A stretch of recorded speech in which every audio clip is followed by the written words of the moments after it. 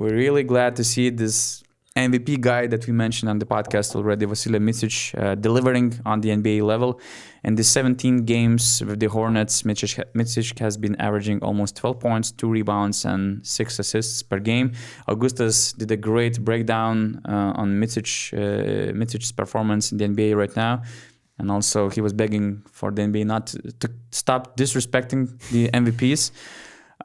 So I wasn't sure about the question that I had about Micic, but I think it was enough, or it is enough, to prove that he belongs and he deserves an important role on an NBA team, not just the Charlotte Hornets.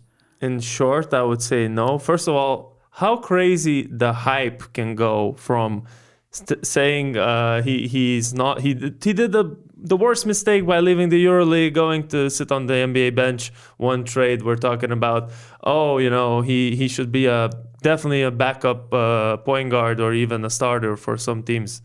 I mean, the opinions shouldn't swing this way just because of the one situation in one team and the other. But by the way, just to clarify, probably you're talking about fans only. Fans, yeah. Only fans. That's only fans, yeah. Yeah, okay.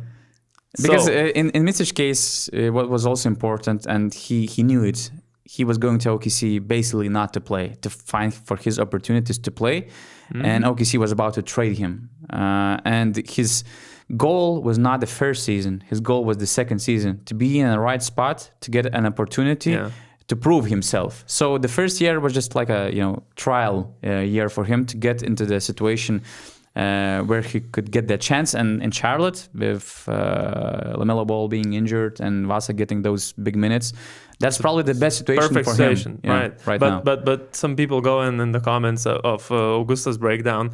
Oh, but when LaMelo comes back, then, Vas is going to go back to the bench, not play, blah, blah, blah, blah, or at least, at best, be a backup point guard, which is, I think, exactly what he could be in the NBA, is exactly the position he could take. And then some guy goes, yeah, if that happens, he should go out of Charlotte. He should go somewhere else then. It's not like he can choose where he can go, first of all. But second of all, the expectations for him shouldn't be like that. They shouldn't be like that. If he's playing now 33 minutes, he's going to play 33 minutes the next season. I mean, we saw some guys from Europe. Like, for me, like Tomas Satoransky is a good example, similar case of a guy who played in the bottom tier teams in the NBA and was able to play 30 minutes because it didn't really matter who's playing there. So he could be averaging 30 minutes in a team like that, but if we're talking about the stronger teams, I feel like he hasn't proven himself yet because of what Augustus highlighted is the shooting. I mean, my point is, I looked at his shooting in the EuroLeague. You said in the video he was never shooting this low, but he was always a volume shooter. He was always shooting a lot, and he would get to those shots eventually. But in the NBA, I'm just not sure if he has that freedom to do that when the main guys, like LaMelo, is back. If he comes off the bench and he's missing the first 2-3 shots, is he gonna be on the court? Does he have the freedom to get to his shots? Because that's what he was in the EuroLeague. He could shoot 5 3-pointers, miss all of them, but then make the last 3, and we're talking about him as a hero of FS.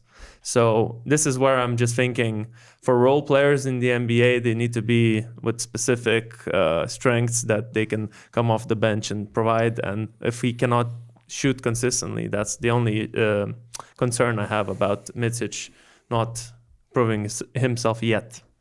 But I think he's great. To have him off the bench as your scorer. Yes, his defense is a question in the NBA, but I believe his 3-point percentage will go up. These 25% that he has right now, okay, it's higher right now because he made 5 of 6 in the last game. But I think that's because he was riding the bench in OKC. He didn't really feel the rhythm. He didn't have maybe the highest of confidences at the moment. I think he will be better. That percentage will be better. And I think offensively, he definitely has a lot to offer in the NBA, much more than Satoransky could offer. Like, offensively, I wouldn't even compare these two players. Like, so much more better with Micic.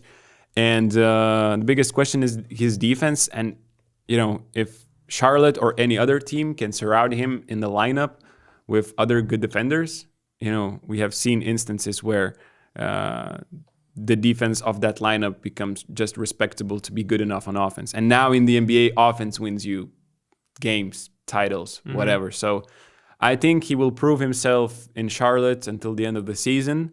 And I think he definitely, NBA will think of him as a rotation player and not 11th or 12th player that he was in the OKC. But in OKC, there was a lot of young guys. Yeah. Shea plus Giddey. Winning team as well. It's like winning team as well. So it's great that he finally got out of there and now he's shining in Charlotte. I'm really happy to see they're winning too.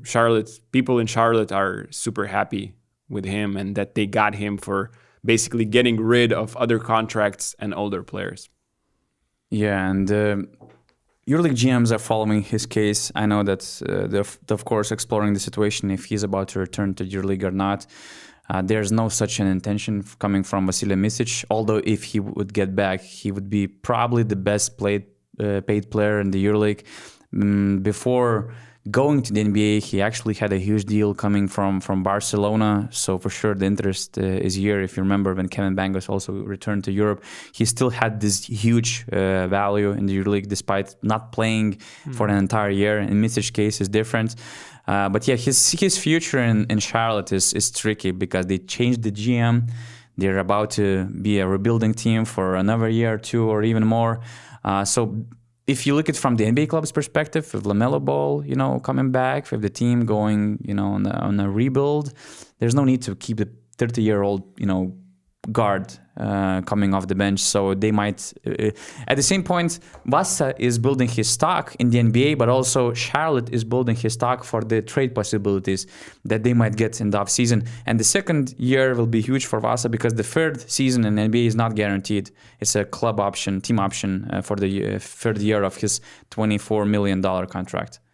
I feel like you say there's no point of keeping him, but there's also no harm of having him there. And if you're not seeking results, give him the minutes. And I see the bigger value in trading him for some draft picks for a team like Charlotte instead of keeping him, as a solid off-the-bench player and that team and that environment.